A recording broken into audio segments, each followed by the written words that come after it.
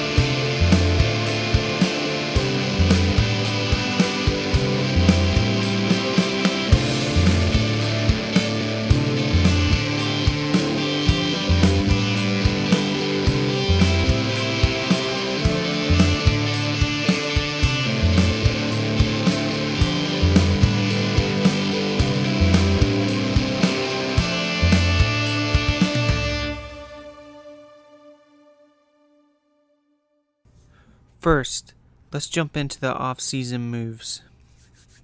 Shall we? I've seen many fans say that the Braves front office is cheap, that they don't want to spend money. I argue that first, just because you spend money does not guarantee championships like it used to for the Yankees, for example. The Dodgers are good examples of that. Although, truth be told, they should have beat the Astros, but the Astros beat the trash cans, thus beating the Dodgers. But aside from that, in today's game, money does not always equal championships. Second, the Braves are being smart with their money. Just look at Acuna and Albi's contracts. I mean, seriously, those are some of the best contracts in the league. They should be making way more. Time will tell, obviously, but those two contracts could end up being the best team-friendly deals in recent history. So theoretically, the Braves have a better team than their salary suggests. Next, I'm not sure where this hate for not spending is really coming from.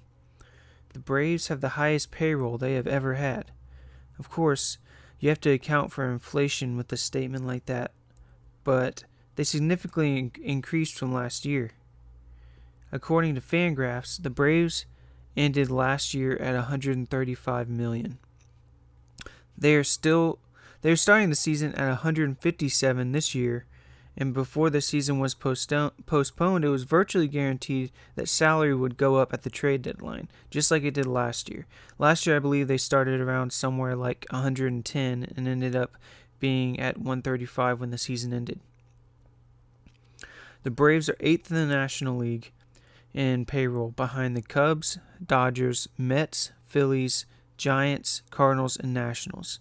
So, I'll give you the salaries of these teams. The Cubs, $222 million, the Dodgers $236 million, the Mets $183, Phillies also at $183. The Giants actually went down this year to $159. The Cardinals went down this year to $169, and the Nationals at $184. So really, the Braves are right in the middle of the pack in the National League as far as the National League goes. But if you look at the teams that are above them, those teams could arguably have bigger markets. And the Braves truly aren't that far behind. And on paper, really are better teams than most of them. Obviously, the Dodgers are probably better on paper. But and the Nationals won the World Series last year, but they're not truly built for a regular season. The reason they were so good is because their rotation carried them in the postseason, and they lost their postseason hero, in Anthony Rendon. So, that being said, just because you're spending money doesn't mean you're going to win. So spending money just to spend money is not smart. You'll end up in a bind like the Giants have been the past few years. Of course, the Giants won a few World Series, but the Braves don't have the flexibility that the Giants have. They're not in San Francisco, so they can't take as many bets as the Giants did. So the Braves need to be smart. And for the past couple of years, the Giants have just been awful. All right, so let's look at some of the offseason signings. We've got Major League signings. We got Will Smith, which is 3 years at $40 million. We've got Ozuna, which is 1 year at $18 million. Cole Hamels, 1 year, $18 million. Travis d'Arnaud, $16 million for 2 years. Chris Martin, 2 years, $14 million. Our boy Nick, 1 year, $4 million. That's technically a free agent signing because they restructured the contract. Same with Tyler Flowers, same situation, 1 year, $4 million. Darren O'Day, same way, 1 year at $2.25 million. And our boy Heck with the awesome bat flips, 1 year, $1 million, with a total spending of $117.25 million in free agent major league signings. So I kind of want to dig. We'll talk about notable minor league signings and notable losses later, but I kind of want to dig into some of the things I like about these players individually. So I actually really like all these signings. Let's break each one down. We'll start with Will Smith. Fun fact, he played for my alma mater and where I teach part-time. So that's pretty cool. I was really stoked that the Braves signed him just for that reason. I mean, that's obviously a personal reason that I thought it was awesome, but it was really neat. I truly believe this is a great signing. The Braves' greatest weakness last year was the bullpen. This signing showed that the Braves weren't playing around this year. He was the top reliever available at the time, not just because, and it wasn't a weak market either. He truly was the top reliever. He has solid stuff and a pretty good track record. Like I said, the Braves' greatest weakness, they showed right off the bat that they're not playing around with this year with filling weaknesses. All right, Ozuna. I know this one got a lot of hate. Initially, I was a little thrown off at first until I saw the contract specifics. Okay, so there's two things to consider: the player themselves and how much they're actually signed for, and how much they're signed for. So all things considered, this is actually a really good signing.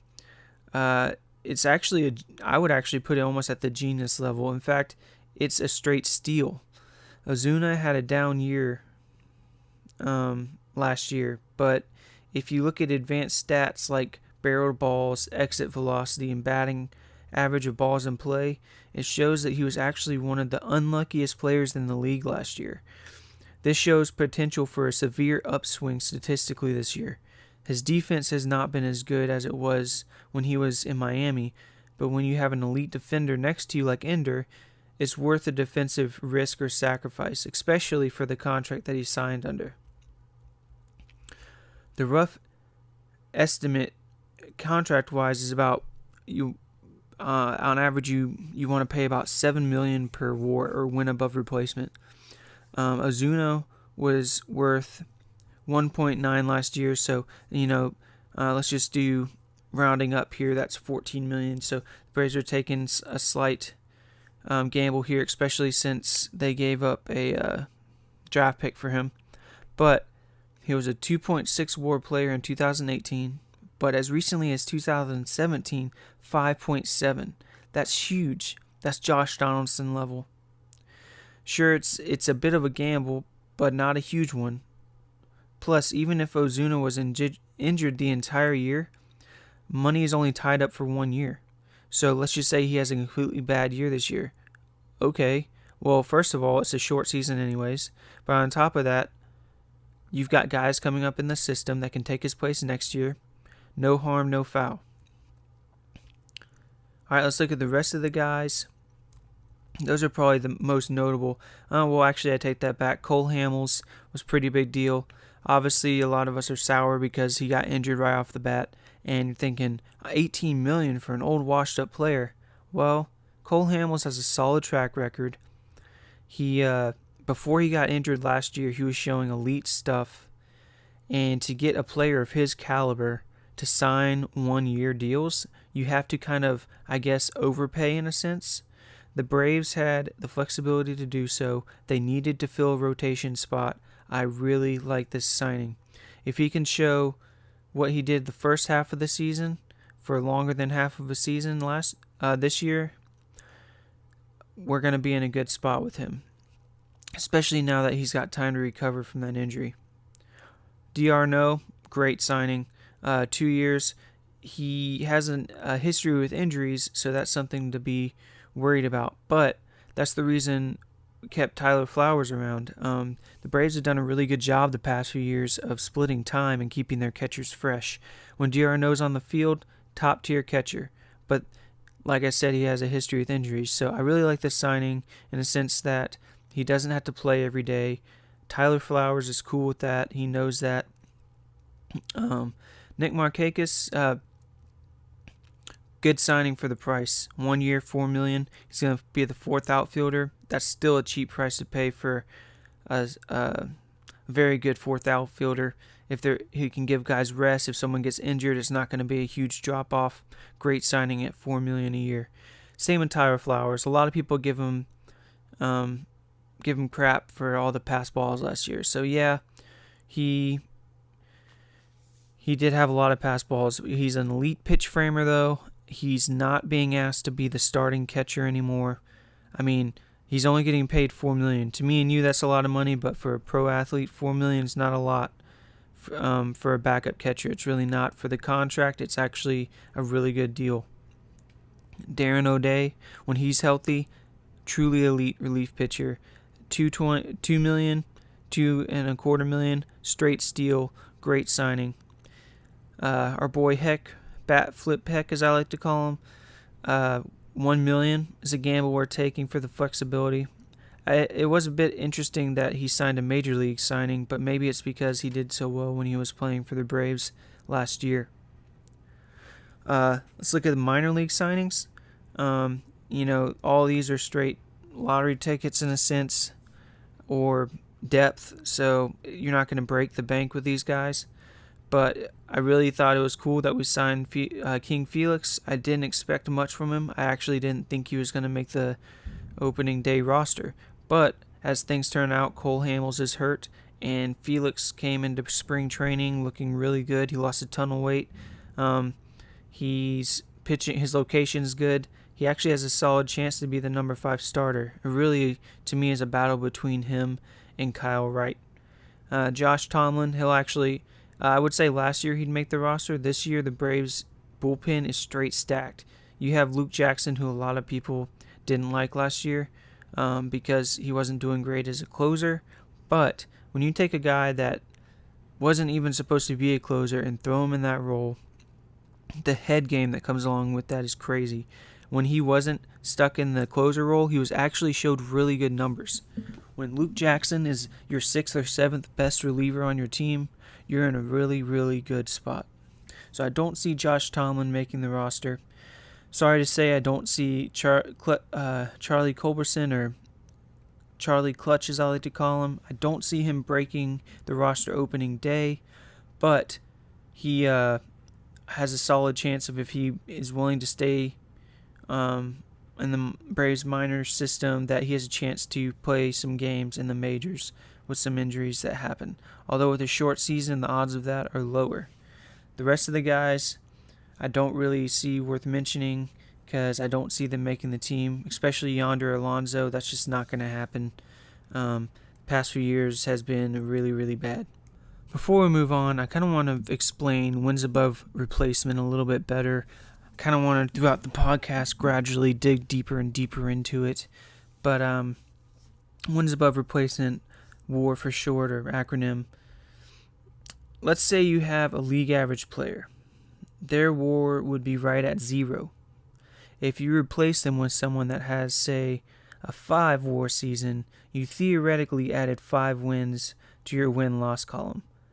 That being said, let's move to the off-season losses. Obviously, Josh Donaldson was a huge loss. He was loved by fans and players alike and had a tremendous season. 6 WAR to be exact. But it is not all bad. I won't lie, I really wanted him back too. We talked about the third base battle last week. We don't know Riley's ceiling, so that can be exciting in a way. What we can compare, though, is Camargo's last full season as a starting third baseman, which, like I said, I believe he'll probably be the starter. He had a 3.4 WAR season the last time he was a full-time starter. That is truly an all-star level season by most standards, although the caveat there is that all-star selections are not a true measurement of skill, but really they are a popularity contest for the starters, at least. You know, the coaches and players pick the reserves, but as far as starters, it's a popularity contest. But the point I'm getting at is the drop-off is only 2.6 WAR. Of course, I mean, that's quite a bit, but it's not as bad as some might think. The key here is that the position players last year for the Braves were not the true issue. The biggest issue was relief pitching. The value that the Braves added in the relief pitcher makes up for the value lost from Josh Donaldson. All right, let's look at the rest of the guys. Dallas Keuchel, he played his role, didn't actually show very good numbers. I think the White Sox probably paid him a little bit too much based on him winning a Cy Young a few years ago. But not too mad that we let him go. I wasn't expecting him to come back anyways, especially with Scott Boras as his client. Scott Boras as his agent, sorry. Julio Teheran, sad to see him go, but I do feel like it was that time that he played his part for the Braves. He gave the Braves his all. He was a great player in a sense that he was done what was asked of him. He was never truly the elite front end starter that we hoped that he would be, but he did give us some good innings. I'm super happy for him that he was able to sign a 2-year contract with the Angels. Good for him. He'll be missed, but it was time for him to move on. Matt Joyce, I'm actually a little surprised he got a major league deal with the Marlins since he was a minor league deal last year, but I'm super stoked for him. He did great for us when he was on the field. Good for you, Matt. Enjoy your money. Jerry Blevins, don't see him making the roster just because of how stacked our bullpen is. Billy Hamilton, he's a minor league player at this point. Although he's crazy fast and good at defense, his bat is just so awful. I feel like me and you could probably hit the ball as well as he does. A little surprised Cervelli, we let him go, but now that we, obviously with d'Arnaud on the roster, didn't really have a purpose for him. And the rest of the guys, not really worth mentioning. So, with that being said, let's take a break.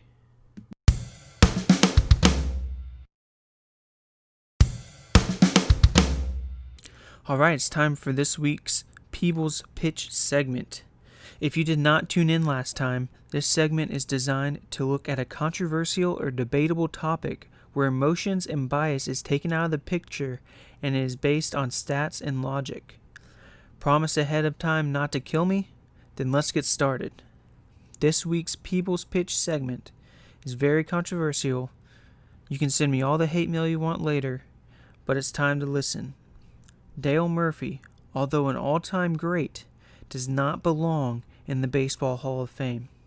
Oof, that is hard to say out loud. I was rooting for him as a Braves fan. I truly wanted him in, but he only has a 46.5 WAR for a career. The average player at his position to make the Hall of Fame has 71. 71 minus 46.5 equals 24.5. The average major leaguer doesn't even reach 24.5 WAR in their entire career. How can this be, you ask? He was actually pretty bad at defense. It was hard to tell it at the time because he sure made it look smooth. The eye test lied to us. Even though he played some premium positions in his day like center field, he just was not that good at them. But Sam, he had 5 gold gloves. Well, remember how I said gold gloves are kind of a joke? They were an all-time joke during this time frame. This is the time frame that they would essentially give gold gloves as a consolation prize to guys that did not get the MVP. If you look back, most of the gold gloves were given to guys who happened to also have a really good offensive season as well. Let's look at a stat called RTOT, or RTOT, total zone, total fielding runs above average. This is the number of runs above or below average the player was worth based on the number of plays made. The average player has a 0. This is defensive based now. The average defensive player has a 0. Dale Murphy, and this is in a average player would be 0 career, 0 per season, whatever. Average player is 0. Dale Murphy has a career negative 32. He has a negative 41 as a center fielder. In 1985, which was a year he won Golden Glove, by the way, he had a negative 21 in one season. That is historically bad, folks.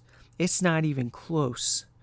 Look at that is huge. That is terrible. Now, like I said, the eye test shows you that he did really well. He looked smooth when he did it. But as we discussed last week, I mean, you could have no range whatsoever. You could have really no ability. But if, let's just say theoretically, you have 10 balls hit to you an entire season, right to you, and you catch all 10 of them, your fielding percentage is going to be 1,000. That doesn't mean you're a great fielder. It means you got super freaking lucky. But over time, looking at his entire career, having a negative 32 proves that he was pretty darn bad at defense. And like we discussed last week, offense isn't everything. Also arguments like, well, he was on a really bad Braves teams, so he didn't get a chance for many RBIs and things like that. Well, RBIs are not a true measurement of individual output, but more of a combo of lineup placement plus how good your team is around you, in a sense that, you know, if you have a bad team, of course you're not going to get RBIs.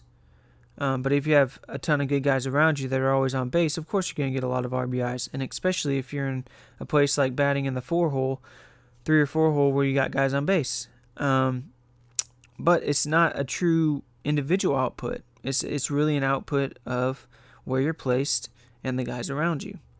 Also, the WAR metric I used earlier was purely based on individual performance that does not factor in team-aided stats like, this is something will be for a future segment, but pitcher wins. That has nothing to do with individual output. Look at DeGrom, for example. I almost said his first name wrong.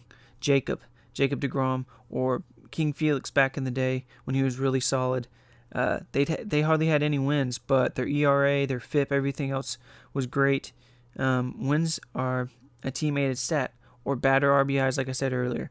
WAR does not factor in things like that. It's talking about individual output. An individual play is what gets you into the Hall of Fame. Or, I should say, individual output is what should get you into the Hall of Fame. There are some players in there that should not be in there, and some of it happened to be back in the day when there wasn't true stats that you could really look at and true data and analytics. So a lot of it was popularity. That's a subject for a different day. Today we're talking about Dale Murphy. But the one argument I can see that he did not have someone to protect him in the order. So I get that argument. So he did not see as many good pitches. To me, there's arguments that go either way, that that's a thing. For argument's sake, we'll say that it is a thing.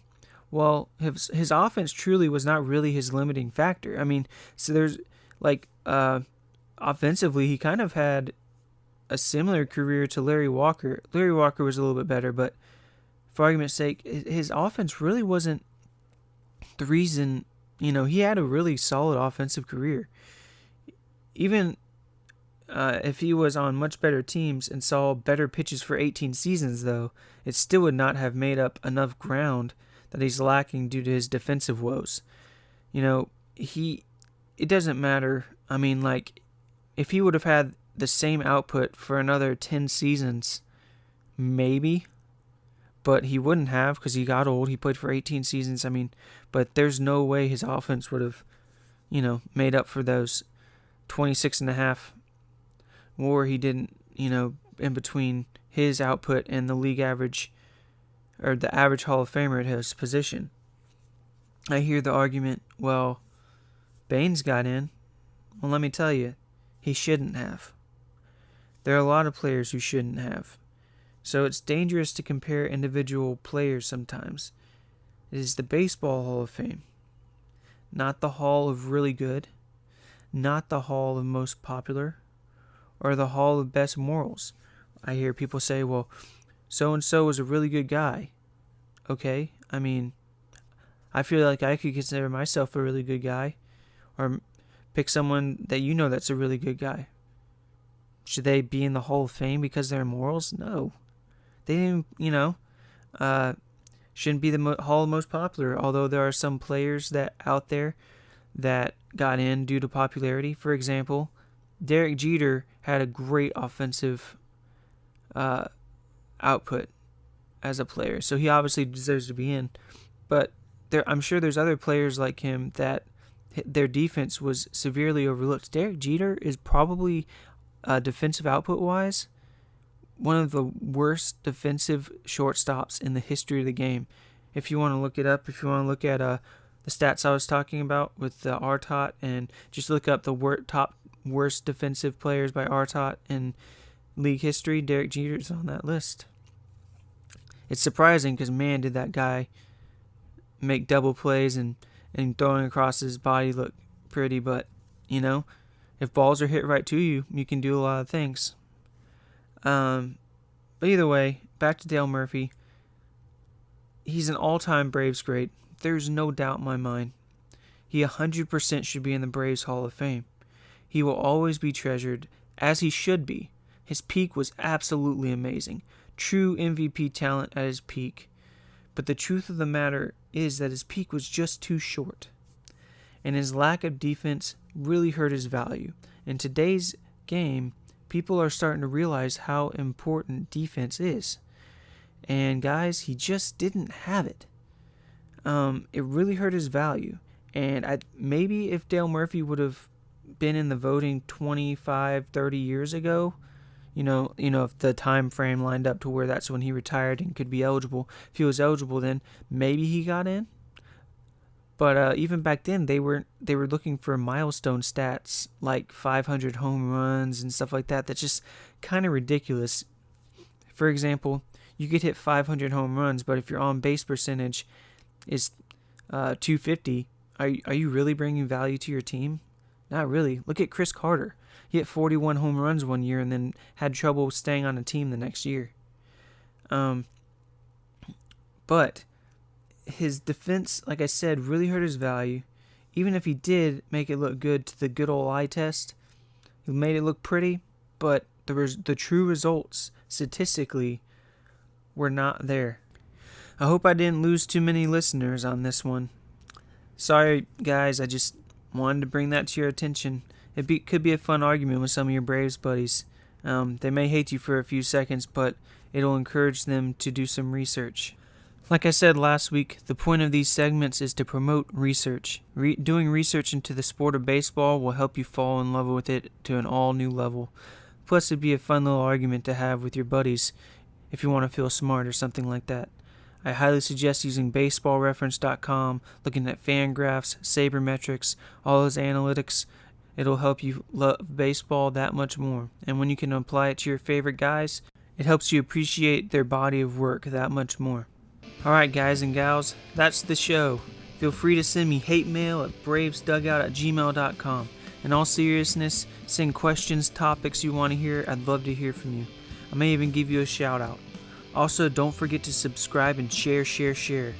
Check out our Twitter at BravesDugoutPod and check out the Facebook group that spawned from Atlanta Braves Dugout. Have an awesome week. See you guys next Thursday. Go Braves and chop on.